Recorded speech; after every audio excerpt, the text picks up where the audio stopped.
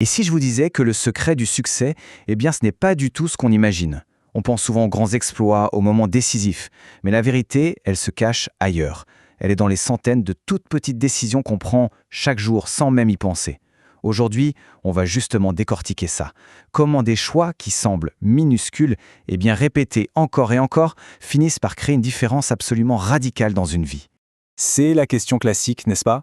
Pour réussir, il faut voir ça comme un marathon, une épreuve d'endurance, ou plutôt comme un sprint, tout donné sur une courte durée. C'est un peu le débat éternel. Mais, et si la vraie réponse n'était ni l'un ni l'autre? Eh bien voilà. La réponse, c'est que ce n'est ni un marathon, ni un sprint. En fait, le succès, c'est tout simplement un effet cumulé. C'est le résultat, l'addition de centaines, de milliers de micro-décisions. C'est le cœur du sujet aujourd'hui, le fameux principe de l'effet cumulé. Alors, concrètement, ça ressemble à quoi? Ça ressemble à cette formule. Regardez bien, elle est simple mais redoutable. Des petits choix intelligents auxquels on ajoute de la constance, c'est-à-dire qu'on s'y tient jour après jour et on laisse le temps faire son œuvre. Le résultat, une différence radicale. Et attention, le point clé, c'est que si on enlève un seul de ces ingrédients, eh bien la magie n'opère plus. Pour bien comprendre la puissance de ce truc, il y a l'exemple du penny magique. C'est génial. Imaginez, on vous donne le choix entre 3 millions d'euros, là, tout de suite, ou 1 centime qui double de valeur chaque jour pendant 31 jours. La plupart des gens prendraient les 3 millions, non? Sauf que, au début, le centime y progresse pas vite. 2 centimes, 4, 8, c'est presque ridicule. Mais à la fin du mois, ce petit centime pèse plus de 10 millions d'euros. Voilà la puissance invisible de la constance. Les actions qui payent le plus sont souvent celles qui semblent ne rien donner au début. Bon, maintenant qu'on a compris le principe, la question c'est comment on fait? On commence par quoi? Eh bien, on commence par les fondamentaux. On va se concentrer sur ce sur quoi on a un contrôle total, à 100%, nos choix et nos habitudes. C'est une idée qui peut faire un peu peur, mais elle est incroyablement libératrice. Notre vie, aujourd'hui, là, maintenant, c'est tout simplement la somme de tous les choix qu'on a fait jusqu'ici, le bon comme le mauvais. Pour changer la suite, il n'y a qu'une seule solution, prendre la responsabilité totale, à 100%. Arrêter de chercher des excuses et surtout sortir de ce mode pilote automatique dans lequel on vit la plupart du temps. Et même la chance, vous savez, ce truc qu'on croit totalement aléatoire, eh bien, elle a sa propre formule. Ce n'est pas du hasard. C'est une rencontre entre la préparation, le travail qu'on fait en amont, une bonne attitude qui nous permet de repérer les opportunités et l'opportunité elle-même.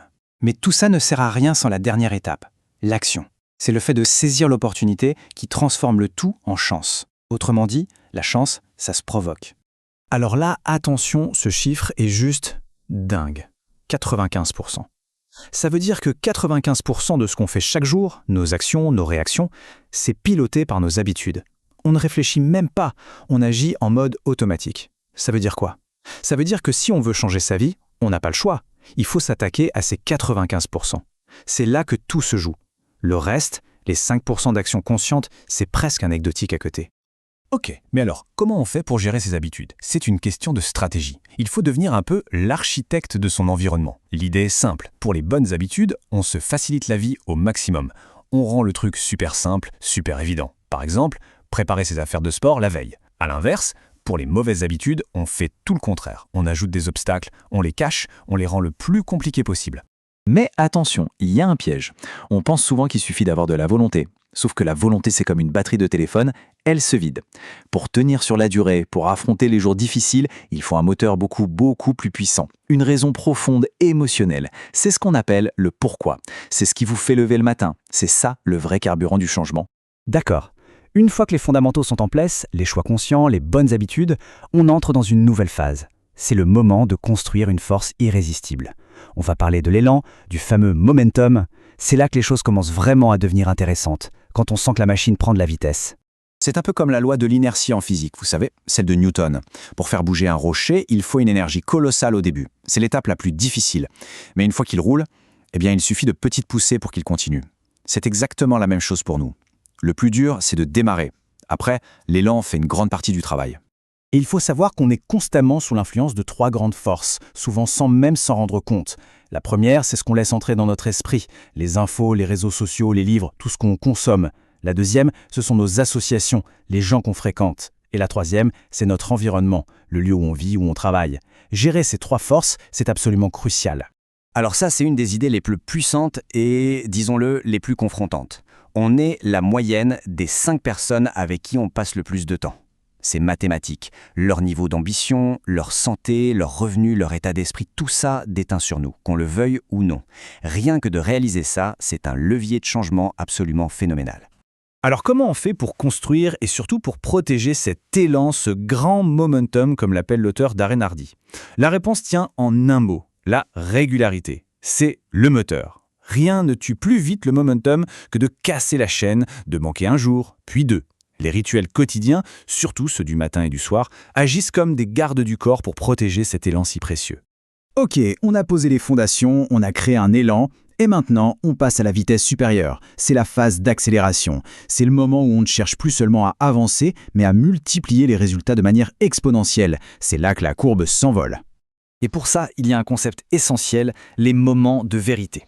On les connaît tous. C'est ce moment à la salle de sport ou en plein milieu d'une tâche difficile où une petite voix dans notre tête nous crie « Arrête, t'en peux plus ». Eh bien, c'est précisément à cet instant que la vraie croissance commence. C'est en poussant juste un peu plus loin, au-delà de ce mur, que les résultats deviennent vraiment spectaculaires. Et la stratégie pour ça est d'une simplicité désarmante. La prochaine fois qu'on se retrouve face à ce mur, qu'on a envie de tout lâcher, on se force à tenir juste 5 minutes de plus. Pas 1 heure, juste 5 minutes. Ce petit effort supplémentaire, ce petit plus, c'est là que se cache le secret de l'accélération. Donc, pour résumer, comment on accélère? C'est simple. D'abord, on va toujours un peu au-delà des attentes. On fait ce petit pas en plus. Ensuite, on fait l'inattendu. On surprend positivement. Et enfin, le plus important, on dépasse ses propres limites. On va chercher la croissance là où ça devient inconfortable, juste au moment où la plupart des gens s'arrêtent. Bon, tout ça c'est bien beau, mais l'important c'est de démarrer. Alors voici une sorte de feuille de route express pour activer l'effet cumulé dès maintenant. Étape 1, on prend 100% de responsabilité. Fini les excuses. Étape 2, on commence à traquer une habitude, on la note pour voir la réalité en face. Étape 3, on prend le temps d'identifier son vrai pourquoi, son moteur. Et étape 4, on crée un rituel matinal, même court, pour bien lancer la journée et construire cet élan. Et pour finir, je voudrais laisser cette question en suspens. Quelle serait la plus petite action possible qui, si elle était répétée absolument tous les jours, pourrait tout changer dans un domaine de sa vie? Finalement, quel est votre propre penny magique à vous? Et je pense que cette phrase de Darren Hardy résume absolument tout. Les choix que vous faites aujourd'hui déterminent qui vous serez demain. Le futur, ce n'est pas une destination qu'on attend, c'est une construction. Et ça se construit un petit choix après l'autre. Merci beaucoup.